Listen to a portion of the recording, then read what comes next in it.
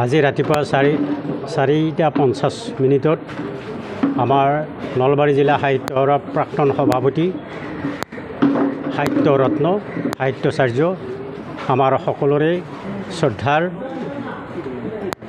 সন্মানীয় বসন্ত ভট্টাচাৰ্যৰ দেহ অৱসান হ'ল। তেখেতে বৈকুণ্ঠ ধামলৈ গতি কৰিলে। আজি আমি নলবাৰী জিলা সাহিত্য সভাৰ শাখা কাৰ্যালয়কে ধৰি নলবাৰী জিলা সাহিত্য সভাৰ কাৰ্যালয়ত পতাকা অৰ্ধনমিত কৰিম আৰু অসম সাহিত্য সভাৰ 12টা কাৰ্যালয়ত আজি অসম সাহিত্য সভাৰ পতাকা অৰ্ধনমিত কৰিব। গতিকে এই সময়ছোৱাত আমাৰ সাহিত্য সভাৰ কৰ্মকৰ্তাসকলক এই কামখিনি কৰাৰ কাৰণে আহ্বান জনাইছোঁ। দিনৰ কাৰণে আমি অৰ্ধনমিত কৰিম সমগ্ৰ অসমতে।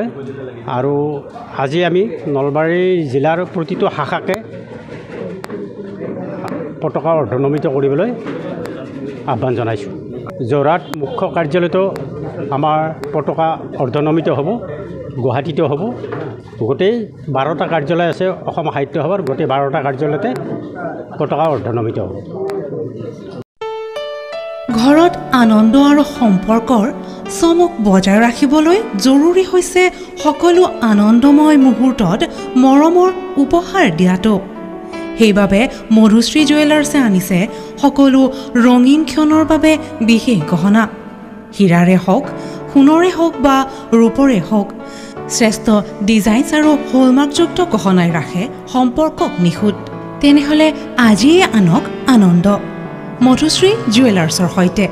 যোগাযোগ কৰক 7028000341 নাইবা ভিজিট কৰক LNB ৰোড, নলবাৰী, অসম।